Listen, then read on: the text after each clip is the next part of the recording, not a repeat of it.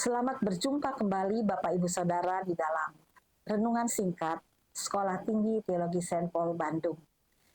Pada hari ini kita bersama-sama akan merenungkan bagian firman Tuhan yang terambil dari Kejadian pasal yang ke-44 ayat yang ke-18 sampai selesai. Di sini mengisahkan tentang bagaimana Yehuda membela Benyamin, adiknya. Pada waktu itu memang terjadi kelaparan yang sangat hebat sekali. Nah, sehingga suku Israel harus membeli makanan.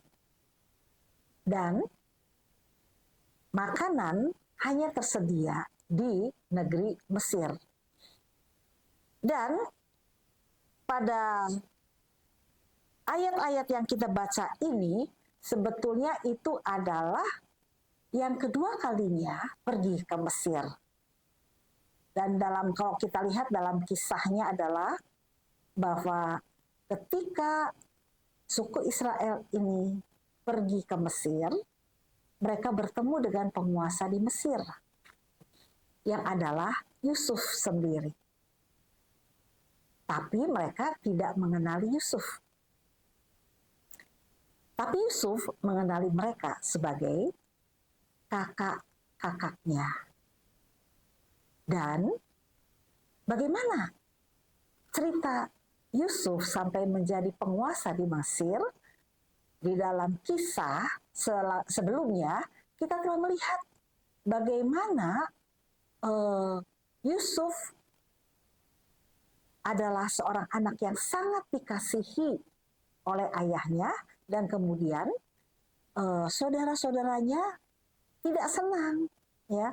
Mereka merasa iri hati dan benci kepada Yusuf. Sehingga pada akhirnya Yusuf pergi pada satu hari ke Padang untuk membawa makanan buat kakak-kakaknya ini. Dan ketika kakak-kakaknya ini melihat, mereka merencanakan untuk membunuh Yusuf. Tapi kemudian ada salah satu kakaknya yang membela Yusuf, dan jangan, itu kan tetap darah daging kita, kata si kakaknya ini.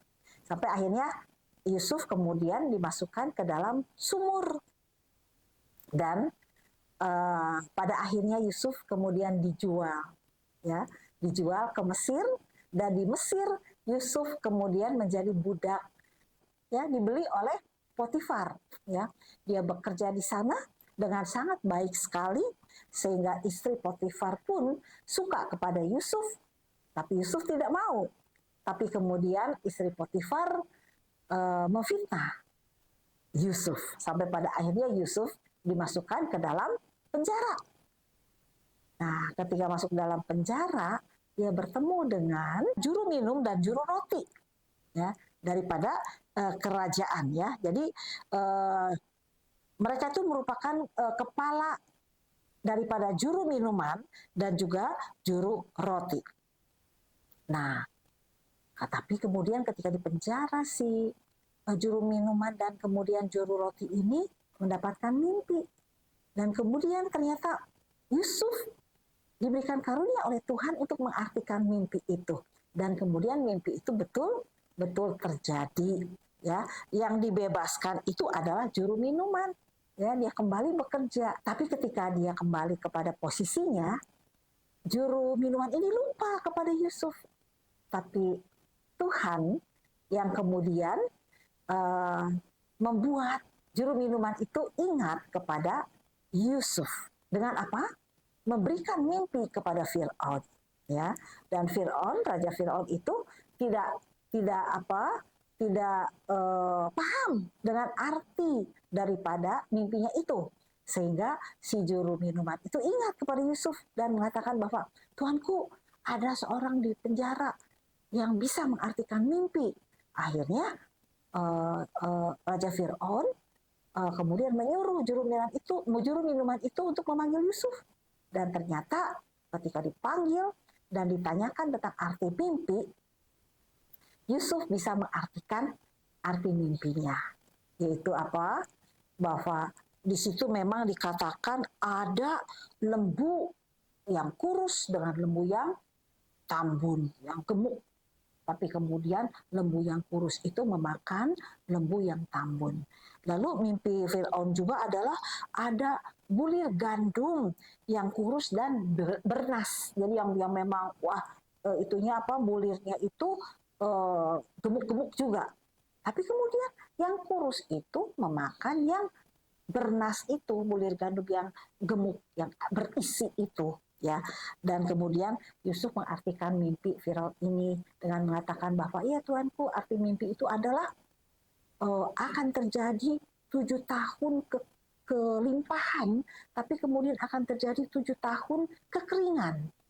Nah, lalu karena itu Tuanku, lebih baik sekarang dalam masa kelimpahan kita mengumpulkan sebanyak mungkin ya makanan, ya kita simpan, kita timbun untuk menghadapi nanti 7 tahun kekeringan itu atau kelaparan. Nah, itulah sebabnya kenapa di Mesir itu banyak makanan, ya, untuk apa? Menghadapi masa kelaparan nanti, ya. Nah, pada waktu itu di Kanaan tempat suku Israel tinggal pun mengalami kelaparan. Itulah sebabnya makanya mereka datang ke Mesir untuk membeli makanan. Ya, pada pertama kali mereka saudara-saudara Yusuf itu datang, Yusuf sudah mengenali mereka, tapi Yusuf berpura-pura tidak mengenal mereka, tapi bertanya, apakah ayahmu masih ada? Apakah kamu masih punya saudara? Ya, lalu saudara-saudaranya mengatakan, ya ayahku masih ada dan masih punya ada saudara yang bungsu, ya, Benyamin namanya, ya. Lalu kemudian akhirnya Yusuf memberikan makanan kepada mereka, ya, dan kemudian kalau kamu nanti datang lagi ke sini untuk membeli makanan, ya, kamu harus membawa adik kamu, ya. Kalau sampai kamu tidak membawa adik kamu yang bungsu itu, jangan pernah datang lagi ke sini melihat mukaku, kata si Yusuf. Nah, sebagai jaminannya sekarang ada salah satu dari antara kamu yang harus tinggal. Dan memang akhirnya ada yang tinggal daripada saudara Yusuf itu, ya, sebagai jaminannya. Nah, sekarang di kisah kejadian 4 ini yang ayat 18 itu rupanya memang persediaan makanan mereka sudah habis dan harus datang kembali ke Mesir untuk membeli. Nah, tapi saudara Yusuf ini bilang kepada ayahnya, nggak mungkin kami kembali, ya, kalau tidak membawa Benyamin. Lalu ayahnya bilang, waduh, bagaimana Benyamin itu harus ikut? Ini anakku satu-satunya yang menjadi anak kesayangan kan? Karena rupanya adik kakak yang seibu itu hanya Yusuf dengan Benyamin, ya. Nah, jadi kalau mereka Yusuf sudah tidak ada, kata ayahnya. Kalau bisa Benyamin pergi lagi, kalau sampai terjadi apa-apa dengan Benyamin, bagaimana aku bisa mati? Nah, itu ceritanya seperti itu, ya. Nah, di sini kita melihat bahwa memang pada waktu itu Yusuf sengaja, ya, mau menguji saudara-saudaranya ini atau kakak-kakaknya ini, ya. Dengan cara apa?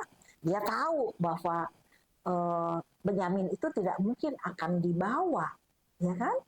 Karena ya pastilah ayahnya itu sangat sayang kepada Benyamin, ya. Tapi Yusuf sengaja, ya, supaya Benyamin itu bisa dibawa. Dan akhirnya datang. Dan ketika datang, pada akhirnya ketika Yusuf ini mau menahan Benyamin untuk tidak boleh kembali, nah Yehuda kemudian membela Benyamin. Tidak mungkin Benyamin itu ditinggal di sini. Kalau tinggal di sini, saya tidak tahu apa yang akan terjadi dengan ayah saya. Udah lebih baik saya saja, kata Yehuda, ya. Saya sebagai jaminan, kata Yehuda. Jangan sampai Benyamin yang ditahan. Kami tidak tega melihat ayah terjadi apa-apa terhadap ayah kami. Nah, di sini sebetulnya Yusuf ingin menguji hati daripada kakak-kakaknya ini. Kan dulunya mereka jahat, mereka itu egois, ya. Mereka itu apa? Gampang iri hati, ya.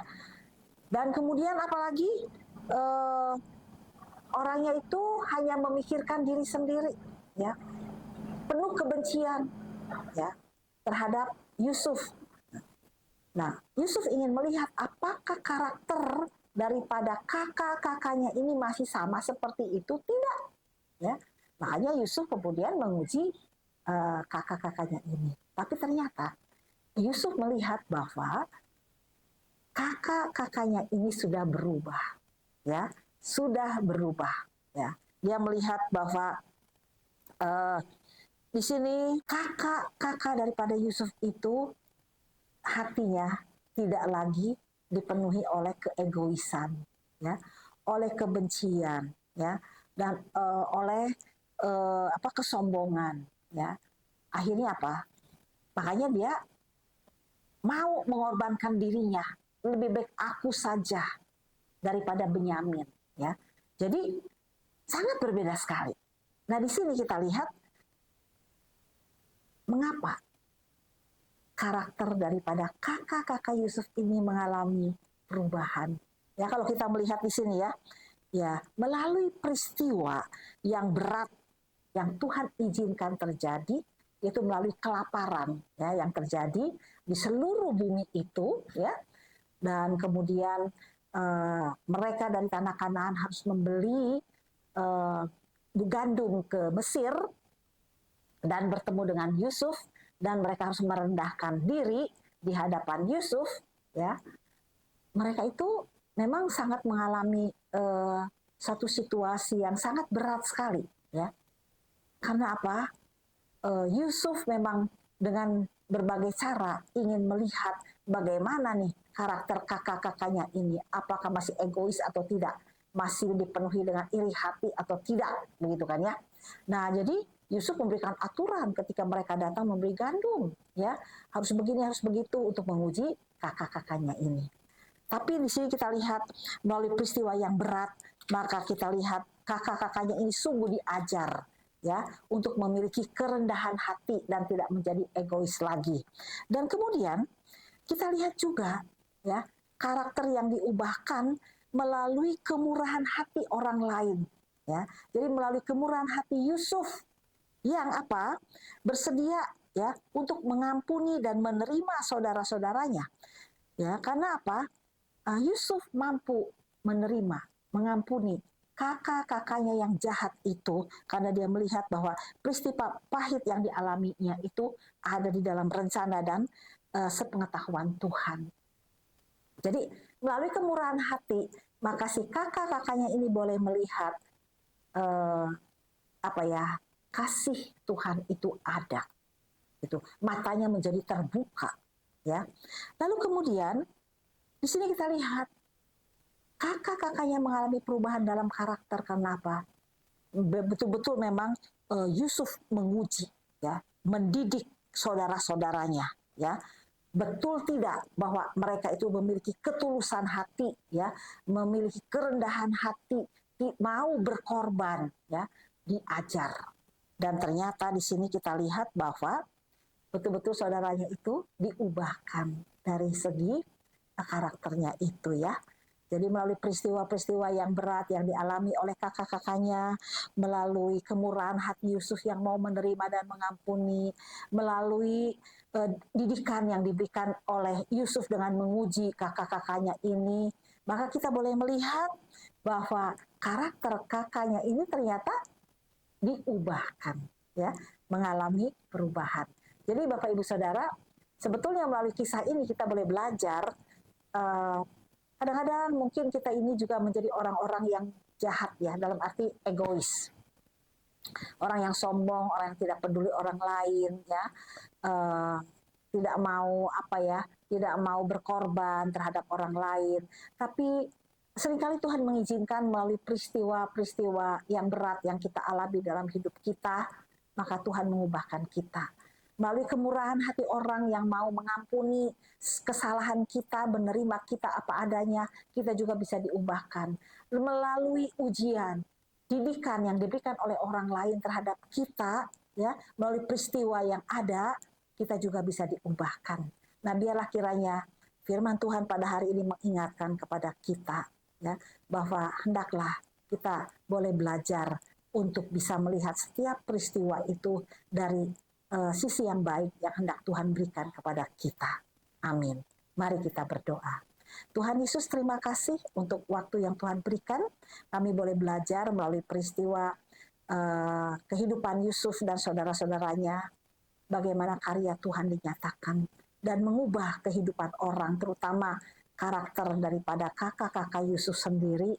Dan biarlah kiranya melalui semua peristiwa yang berat yang kami alami, kemurahan hati orang, dan kemudian melalui didikan ajaran yang diberikan oleh orang, kami boleh mengalami perubahan dari karakter kami, Bapa. Terima kasih Bapa, terpujilah namamu, dalam nama Tuhan Yesus kami berdoa. Amin.